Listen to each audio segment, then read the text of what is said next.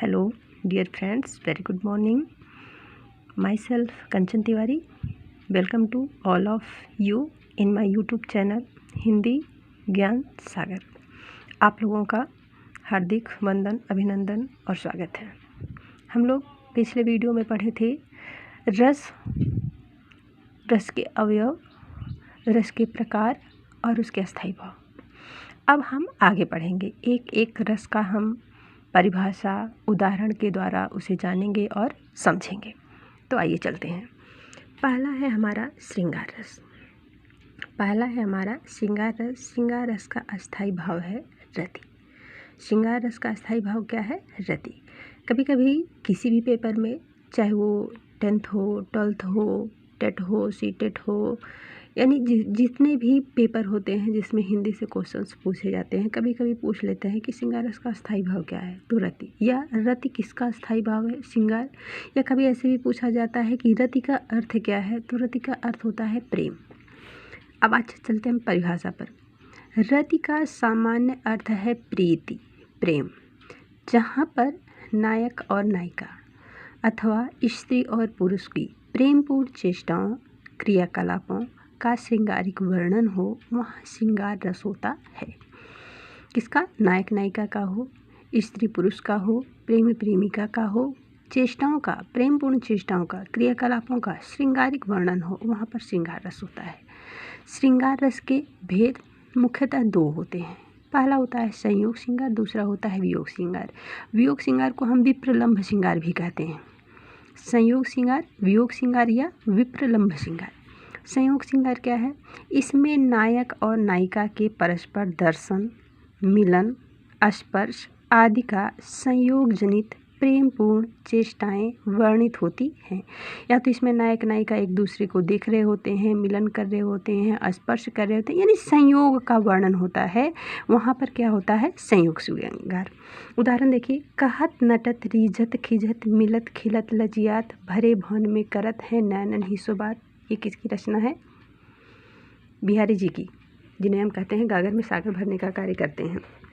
तो कहत नटत, कहना, नटना, नटत, मुकर जाना, रीझना। जरूर नहीं कि इसमें कि सारा का आपको एक्सप्लेन आ रहा हो, इसके भाव को समझने का प्रयास कीजिए। कहा गया है, देखिए इसमें कहा गया है, भरे भवन में करत है नैनन ही सो बात। ठीक है, तो इससे क्या होता है कि ये मिलन का ही है कि बात कर रहे हैं, नेत्रों के द्वारा बात कर रहे हैं। तो ये उदाहरण है आपका संयोग श्रृंगार का, मिलन का है। दूसरा एग्जाम्पल देखिए, मैं तो गिरधर के संग जाऊँ, मैं तो गिरधर के संग जाऊँ, गिरधर मेरो साँचो प्रीतम देखत रूप लिखाऊँ। इसमें भी देखना किसको कहा गया है? गिरधर, कृष्ण के साथ, ईश्वर के साथ, तो देखत रूप लिखाऊँ, इसलिए इसमें भी आपका श्रृंगार रस है। श्रृंगार में भी कौन सा? संयोग श्रृंगार है। नेक्स्ट, कौन हो तुम बसंत के दूत, विरसपत झड़ में अति सुकुमार, घन तिमिर में चपला की रेख। बसंत के दूत, सुकुमार, तो ये सारे शब्द जो किसके होते हैं? श्रृंगार के प्रतीक होते हैं, इसलिए इसमें आपका है संयोग श्रृंगार। एंड नेक्स्ट, लता ओट तब सखिन लखाए, श्यामल गौर किशोर सुहाए। लता ओट तब सखिन लखाए, श्यामल गौर किशोर सुहाए। देख रूप लोचन ललचाने, हरखे जन निज निधि पहचाने। ये कब का वर्णन है? पुष्प वाटिका का, जब सीता जी पुष्प तोड़ने के लिए जाती हैं और वहाँ लता की ओर से सखियाँ श्री रामचंद्र जी को और लक्ष्मण को दिखाती हैं, तो इसका वर्णन है, इसलिए यहाँ पर आपका संयोग श्रृंगार। नेक्स्ट चलते हैं हम वियोग श्रृंगार। इसी का वियोग श्रृंगार क्या है? इसका सेम संयोग श्रृंगार का अपोजिट हो जाएगा, जहाँ प्रिय के वियोग के फलस्वरूप, प्रियतम के वियोग के फलस्वरूप प्रेमी हृदय में व्याकुलता और बेचैन दशा का वर्णन होता है। वहाँ पर क्या होता है? वियोग श्रृंगार या विप्रलंभ श्रृंगार होता है। जैसे हे खग मृग हे मधुकर श्रेणी, तुम देखी सीता मृगनयनी।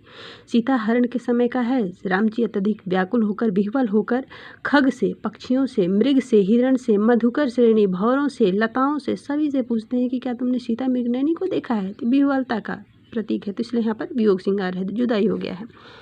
भूषण बसन विलोकत सिय के, प्रेम विवश मन कुल्प पनकत, नीरज नयन नीर भर पिय के। तो इसमें भी है भूषण बसन विलोकत सिय के, जब बंदरी बानरी सेना उनको सीता जी के वस्त्र आभूषण दिखाती है, तो ये सब वियोग का ही चिन्ह है, इसलिए यहाँ पर भी वियोग श्रृंगार हो गया। नेक्स्ट है, निस्दिन बरसत नैन हमारे, सदा रहत पावस ऋतु हम पर, जपते श्याम सिधारी। इसमें श्री कृष्ण मथुरा चले गए हैं, गोपिकाओं के विरह का वर्णन है, पावस ऋतु रहता है, हमेशा रोती रहती हैं। तो इस प्रकार इसमें आपका है वियोग श्रृंगार।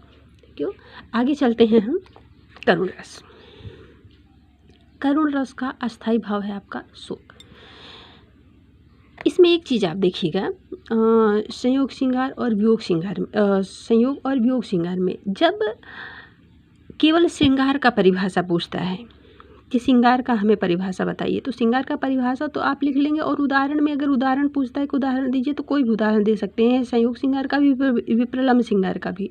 लेकिन जब नाम देकर पूछता है कि संयोग श्रृंगार का हमें परिभाषा उदाहरण बताइए, तो दोनों अलग हो जाएंगे, संयोग का अलग हो जाएगा, वियोग का अलग हो जाएगा। संयोग में संयोग जनित दशा का वर्णन होगा, वियोग में वियोग जनित का होगा। तो आगे चलते हैं करुण रस पर। दूसरा हमारा करुण रस। करुण रस का अस्थाई भाव है शोक। बंधु विनाश, बंधु वियोग, द्रव्य नाश और प्रेमी के सदैव के लिए बिछड़ जाने से करुण रस उत्पन्न होता है। बंधु का विनाश, भाई का विनाश हो जाए, बंधु से वियोग हो जाए, बिछो हो जाए, द्रव्य नाश, हानि हो जाए, और प्रेमी से सदैव के लिए बिछड़ जाने से करुण रस उत्पन्न होता है। सोम नामक अस्थाई भाव, विभाव, अनुभाव, संचारी भाव के संयोग से करुण रस दशा को प्राप्त होता है। ये पहले ही बता चुके हैं पहले वाले वीडियो में कि विभावानुभाव, व्यभिचारी संयोग आदि निष्पत्ति रसा, कि विभाव, अनुभाव और संचारी भाव के संयोग से रस की उत्पत्ति होती है।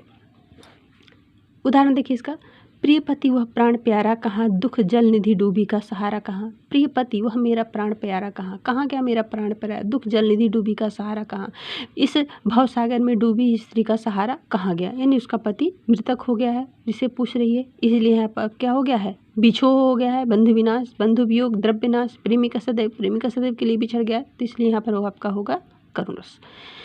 हा पुत्र कहकर शीघ्र ही वे मही पर गिर पड़े, क्या वज्र गिरने पर बड़े वृक्ष भी रह सकते खड़े। हा पुत्र कहकर शीघ्र ही वे मही पर गिर पड़े, क्या वज्र गिरने पर बड़े वृक्ष भी रह सकते। कहा पुत्र का विनाश हो गया है, नाश हो गया है, मृत्यु हो गई है, और हा पुत्र कहकर क्या कहते हैं, वे जमीन पर गिर पड़ते हैं, तो इसलिए यहाँ पर आपका करुण रस है। कौरवों का श्राद्ध करने के लिए या किरोने को चिता के सामने, शेष अब है रह गया कोई नहीं, एक वृद्धा एक अंधे किसी। महाभारत के युद्ध के पश्चात कौरव सेना में कौन बचा था, एक धृतराष्ट्र और उनकी पत्नी गांधारी।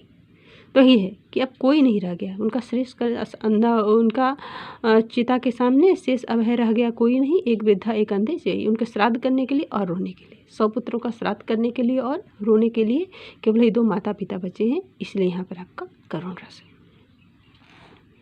हे जीवितेश उठो, उठो यह नींद कैसी घोर है क्या तुम्हारे योग्य, यह तो भूमि सेज कठोर है।